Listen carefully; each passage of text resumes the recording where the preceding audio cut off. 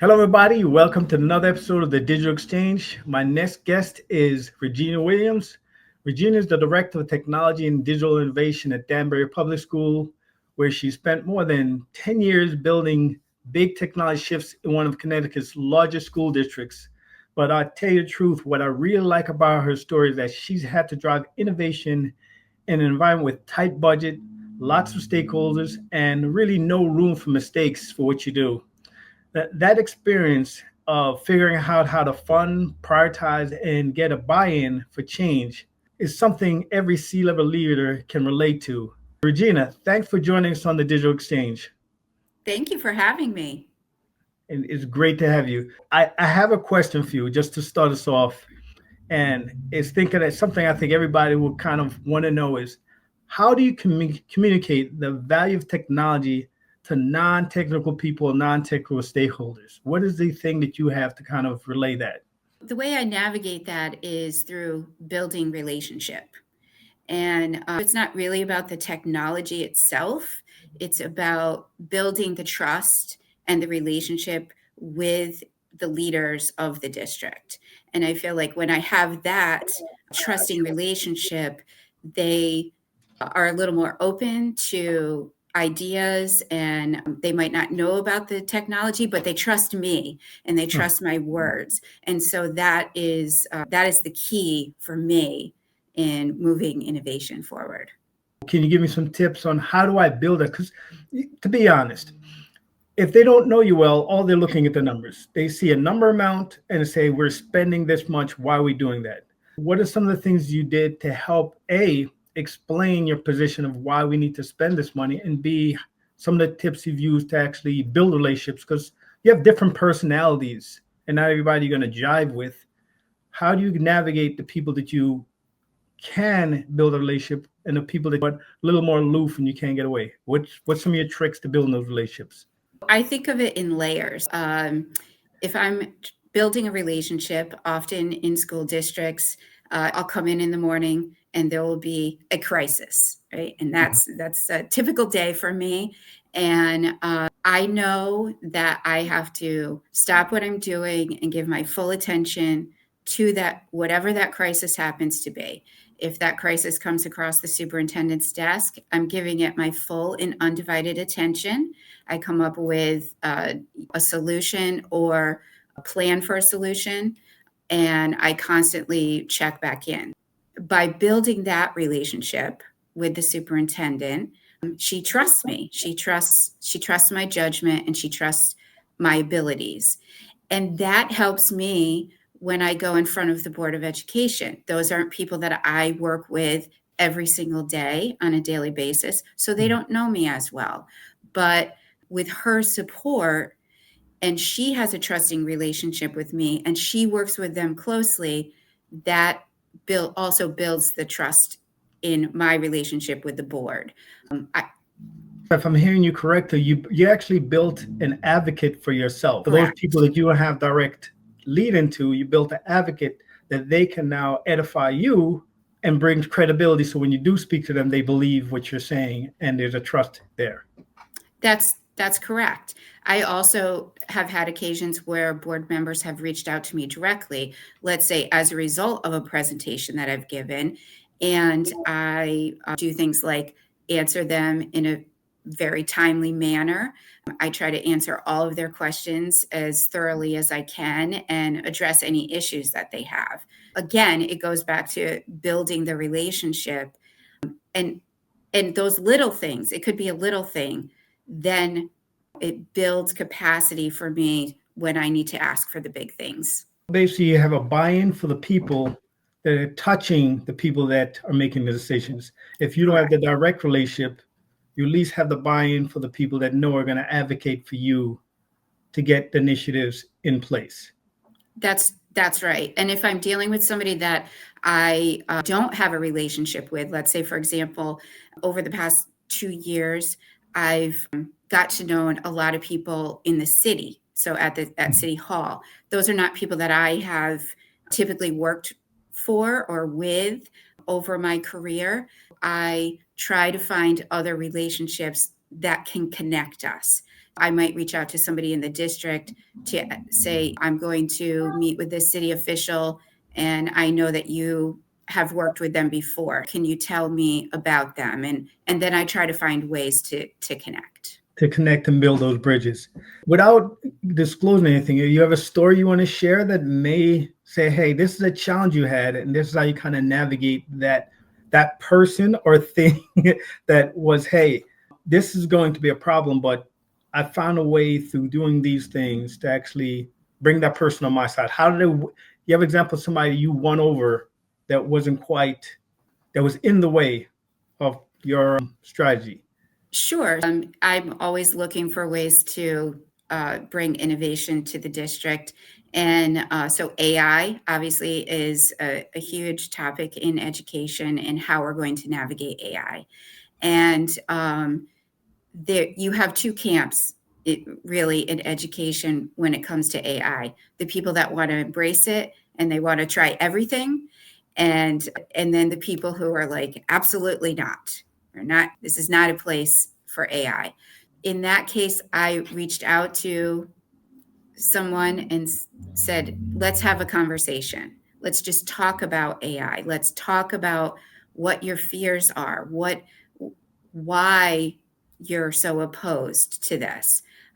And that turned into, and we just had a sit down over coffee conversation, very relaxed, no devices in front of us. And we talked about the true fears in AI, which are legitimate.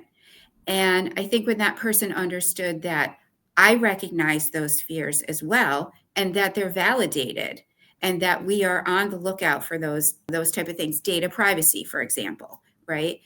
I'm very well aware of data privacy concerns when it comes to AI.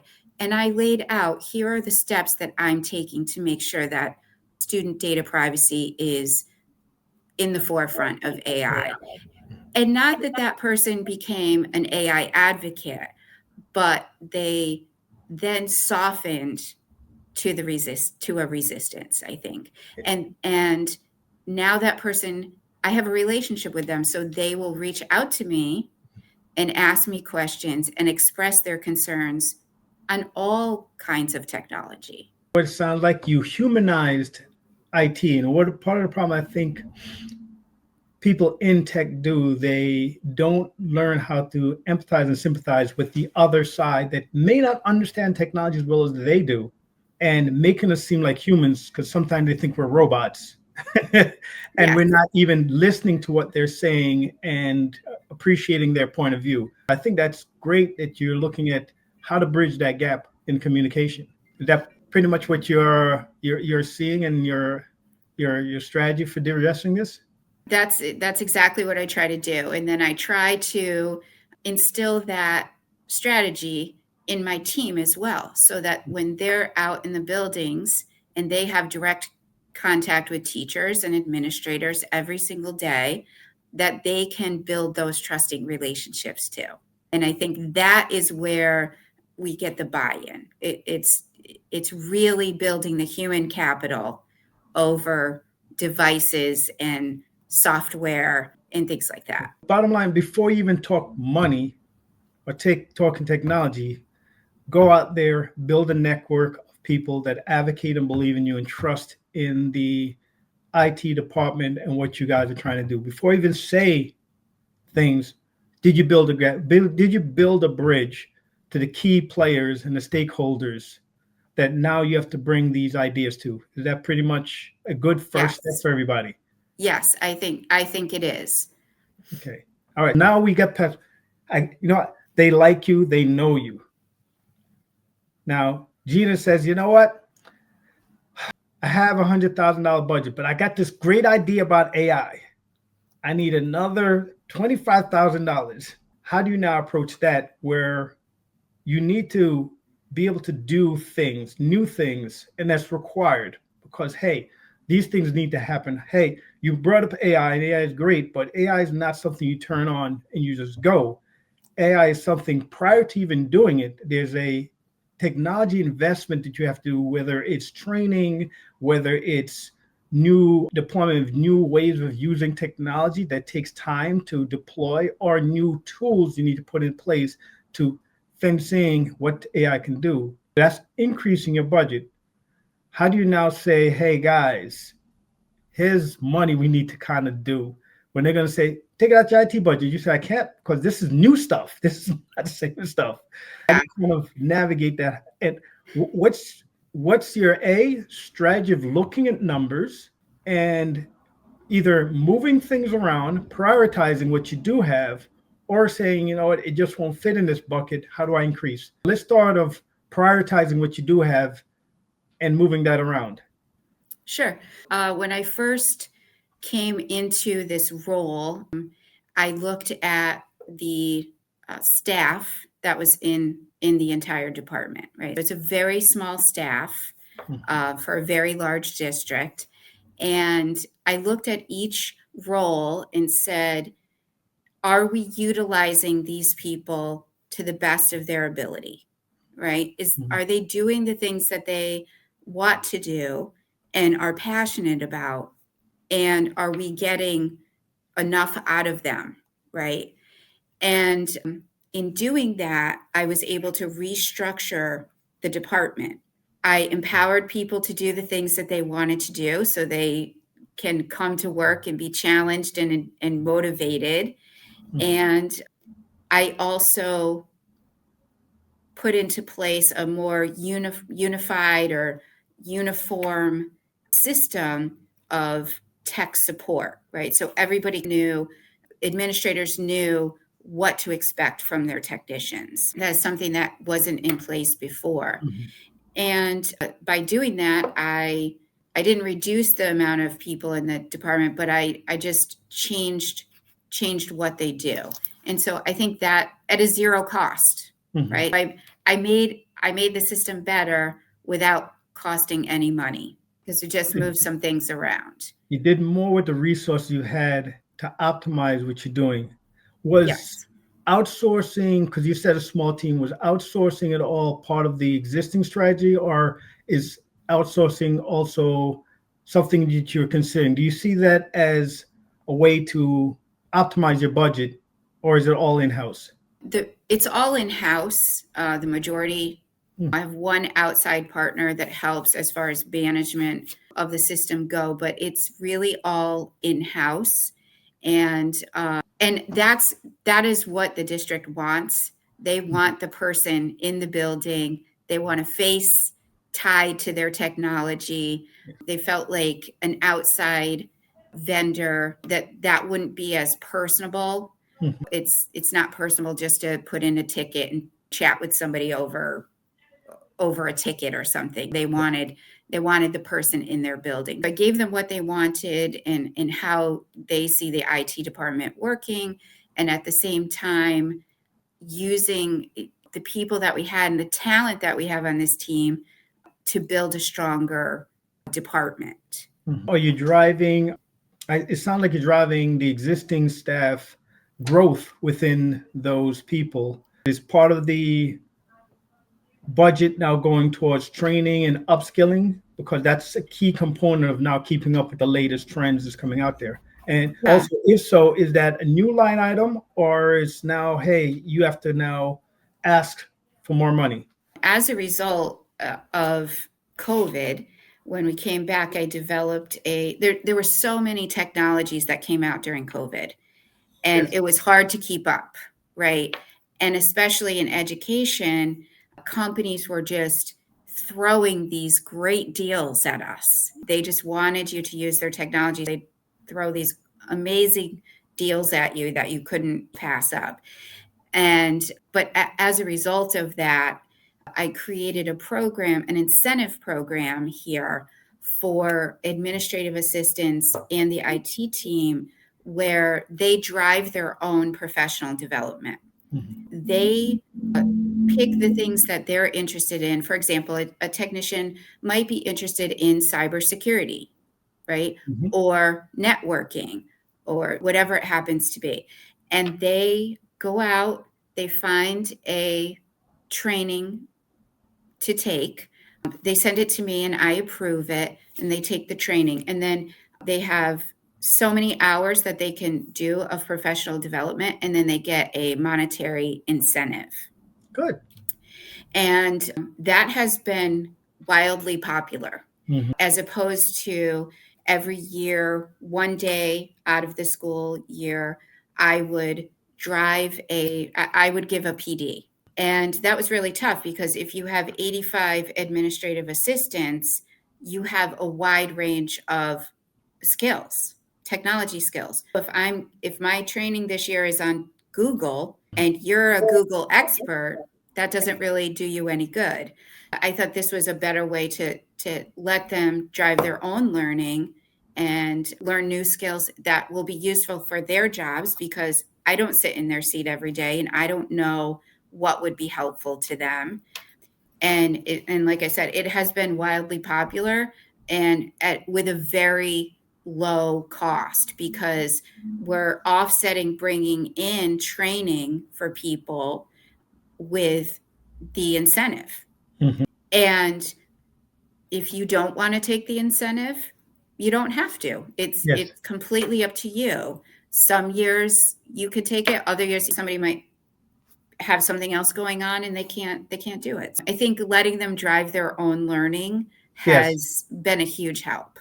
Phenomenal. Then I'm going to be play devil advocate because I know how some people think, and I think not all that you, because I love the fact you're empowering the people around you, and that just I agree that's what you should do. But there's going to be other IT leaders out there that make in their mind they're going, "Hey, I'm empowering these people. They will leave me." What did you feel on that? And what are the things you say? But have you thought that through? And how do you counteract somebody that thinks about that? Because I'm in your camp.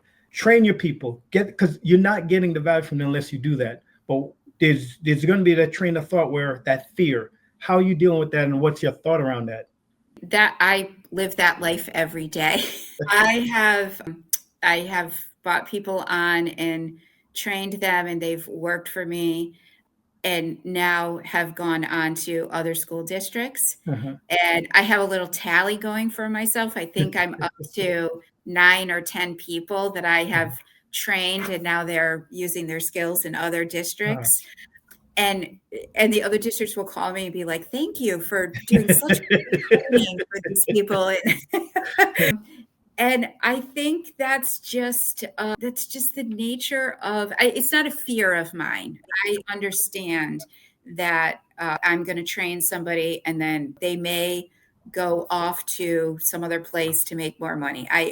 It's just like the nature of what I do, and again, it goes back to the relationship. I just try to build a relationship with them because you can go someplace else and make a lot of money. But if you don't like the people that you're working with, or the work environment, or the culture, then it's not worth the money. It's not. I have had people come back and say, when there's an opening, can I come back and work there? You're spot on. It's like children. You let them go out and learn about the world, they'll come back. I always say, culture beats out money any day. Within 3 months, you forget what you're being paid. But every day, whether you like or dislike where you're working. And I see myself as a teacher leader. It's my job to grow you, right? To give you every opportunity to grow and to learn and to expand your career.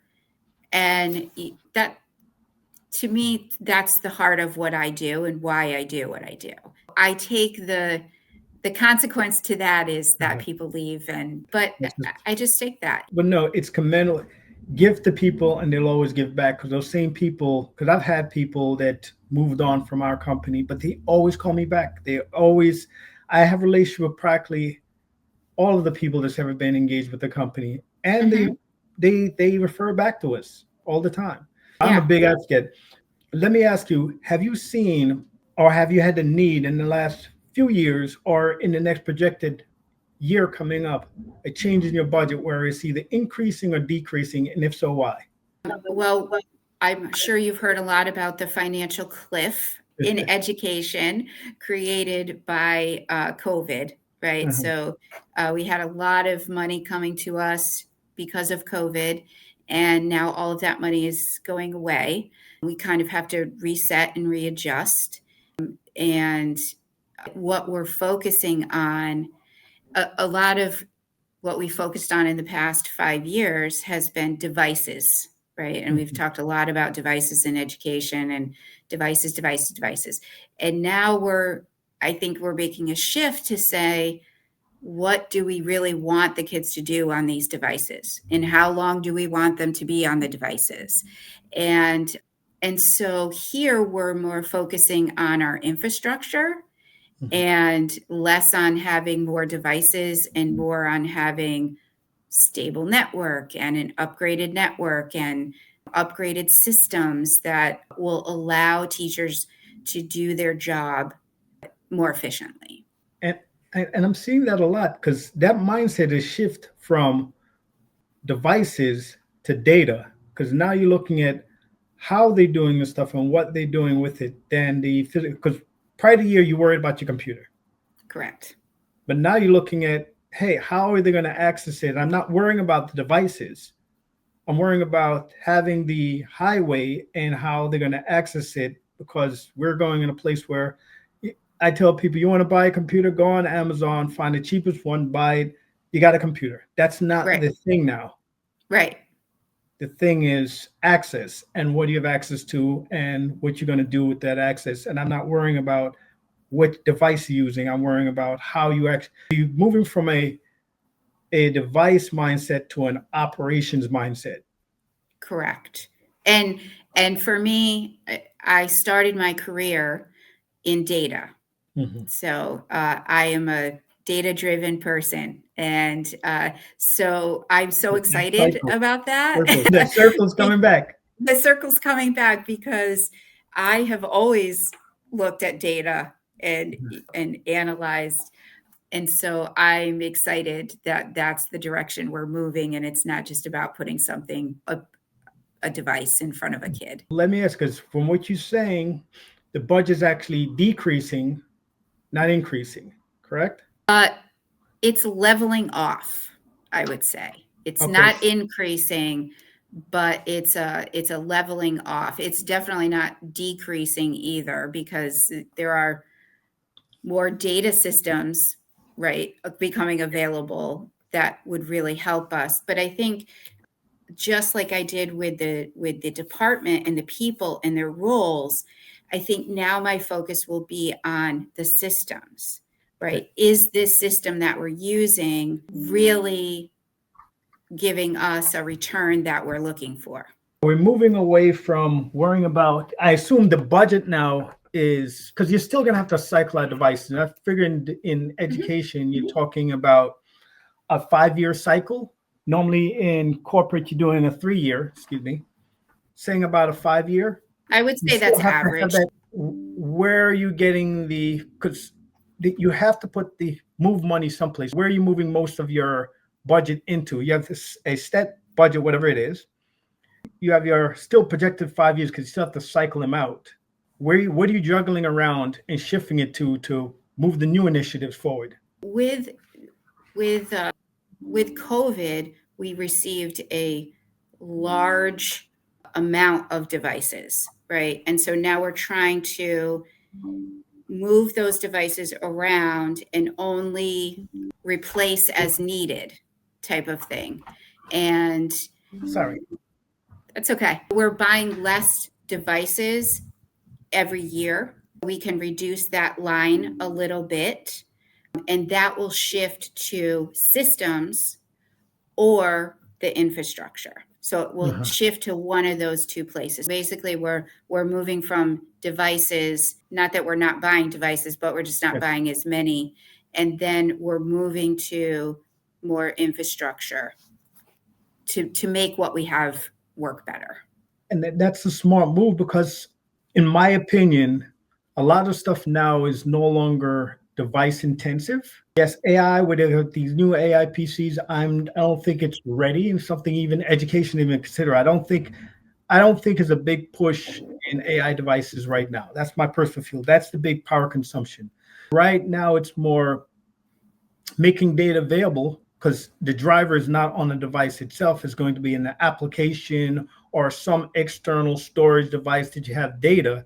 That is where the foundation is. So I can throw in a Chromebook and still get the same access I would with a regular laptop, unless Correct. you're running some heavy-ended program. Right. That's not always a regular end user is not really doing. Yeah, power users, we're not talking them. The regular person is not really bounded by a heavy high-end device. Correct.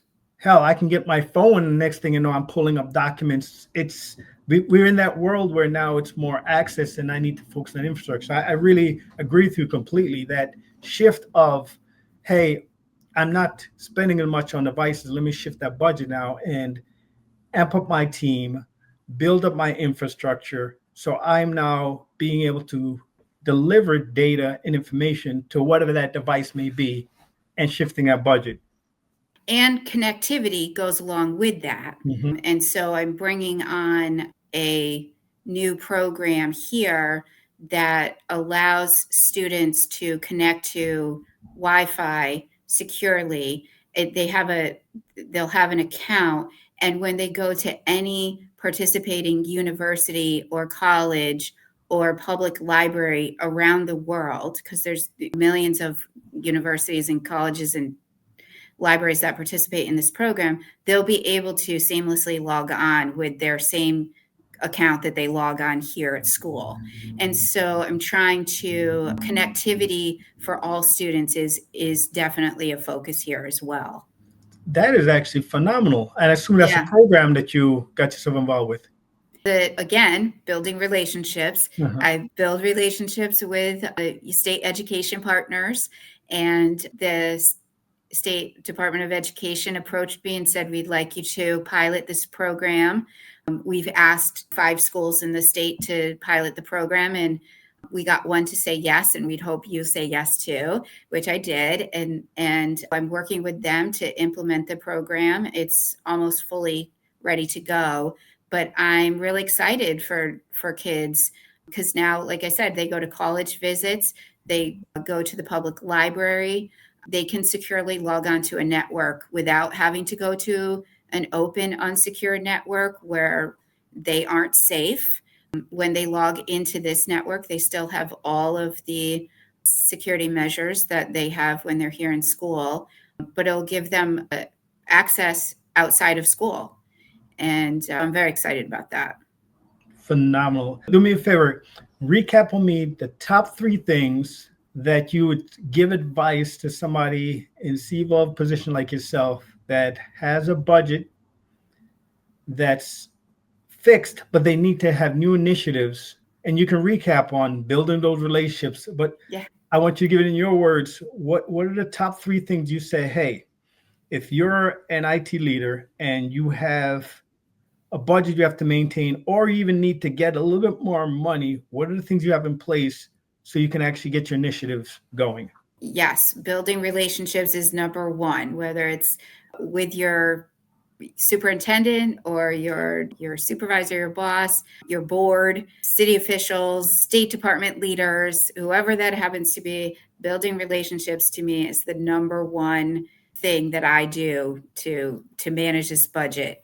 Number 2 is really looking at what you already have, assessing whether that the things that you already have, are they really still working for you? Technology changes constantly. So a program that was great 3 years ago might not be meeting your needs anymore. Typically in education, we buy a program to address a need. And if that technology works, that need goes away. And so then that program can go away and we can replace it with something else for a different need. I think, that analysis is really important. Those are really my top 2. I think when you have those in place, I think maybe thirdly, when I'm bringing a new idea forward that's going to impact the budget, I really try to humanize it to say this is how it will impact the student, because I feel that the people that I have to convince were student focused, and they want to know, how is this going to affect the student? And I really try to focus on that piece. Whatever drives your business, your industry, that if you can tie your idea and the budget to that, I feel like you get a lot of buy-in that way. Thank you. Thank you. That I think that's phenomenal advice. I think a lot of people love to hear it. But Gina, I'm going to shift a little bit because now I want to talk about you. Who's Gina and who you are? Because I know the family has to be proud because being in your position, I feel strongly, I'm not going to speak for you, that there's a lot of pressure. You have to make a lot of decisions, good, bad, and different. You're not always understood. It's not a position understood. How's the family? Are they supporting you in everything you're doing? Are they saying, I know you're Nana now, I know that, but still the children, they're supportive of you, and they must be proud of what you've been doing in the district. I have a great family, and they're very supportive in all the things I do, and they've been phenomenal. I went to college later, and I did it online. So for many years, every place I went, I carried my laptop with me because I had to attend class, and it didn't matter if we were out on a cruise ship or in Italy or wherever we were. They knew that I was bringing my laptop and getting the work done. No, they have been amazing, and they're very supportive of. They have to be. If you take it on vacation, they must love you. They say, you know what? Sometimes they're like, you can close that for a minute, but overall, they're very supportive. Oh, nice. Any of them in education or technology as well? No, and interestingly enough, I found that the deeper I got into technology, the less my children wanted to know about technology. They saw you have your laptop on the vacation. Said, no. Every family has a tech person, right, in their family, right, that you call when you have an issue. And typically, in a typical family, that's usually the kids, right? Because the kids know all about technology. But in my family, it's me. And I know it probably frustrating. I said, I don't want to do this stuff. I'm home. That's why I have you guys. Oh no, I don't mind. I'm happy to help anybody who needs it. Yes, and I know I hear Italy. I know traveling. So traveling must be something that you're an advocate for. And tell me some of the places you've been. Yes, I love to travel, and I've been to Italy a couple times. I've been to France, Germany, Austria. We just did a tour last year: Germany, Austria, the Czech Republic, which was a lot of fun. And then up and down the eastern coast of the United States, been everywhere. Yeah, and typically I'm a history buff, so I love to go places and explore the history, both world history and the local history. And I typically like to go to places that aren't necessarily touristy. I want to go into, the small town of Italy. The first time I went there, I stayed in this little tiny town with 4 of my close friends. And, we met families, and, so you got to just be away from the hustle and bustle of, anything touristy there. So, yeah. You know what I found out when you go away from the common thread that everybody, the tourist areas, people are so genuine. Yes. And you kind of come back to believing in people. Because they don't have to invite you in. You don't know them from any, especially Italy, because I've been to Sorrento, Calabria, and Rome. And the genuine, just come on. No, you come and eat at my house. I said, you don't know me. Eat at my house. No, it doesn't matter. That just makes you just genuine. It's genuine, and it makes you feel good. Yeah. We went into this family restaurant clearly we were off times of eating, Right. like we hadn't adjusted yet. And the family was in the next room having a birthday party for one of their little kids. But I don't think that they had ever met any Americans before. And so they were like, come in, like, no, you're not bothering us. We're like, well, you're having a birthday party. You don't have to cook us dinner. They're like, no, we'll cook you dinner. No problem. The kids came over. They asked us all kinds of questions. They, You're a sat at the guest. table with us. Yeah. It's like visiting somebody's house. Come on in. You joking? Yeah, exactly. So I love to travel and meet new people and learn about new places and new cultures, for sure. Yeah. Do you speak another language? I don't. I wish I did. You'd make me jealous because I wish I knew another language. Yes. German, France, Italy, they're all Latin based, so they should be French and Italian. I know French, Italian, Spanish. I know they have a very quick overlap. If you know one, you can kind of fake the other ones somewhat. Right. A little bit with French, but more Spanish and Italian. You can get it, but if you told me that, I would have been ended the interview. I would say, I'm so jealous. I'm jealous. But no, it's always wonderful to be able to travel. And I know it's a great feeling, especially if you just meet good people and see history. You do, yeah. We're going to have to start sharing notes. I'm going to start sharing notes in some of the places I've been so we can cross-pollinate on our searches. Yeah, that would be great. But Gina, it has been wonderful having you on.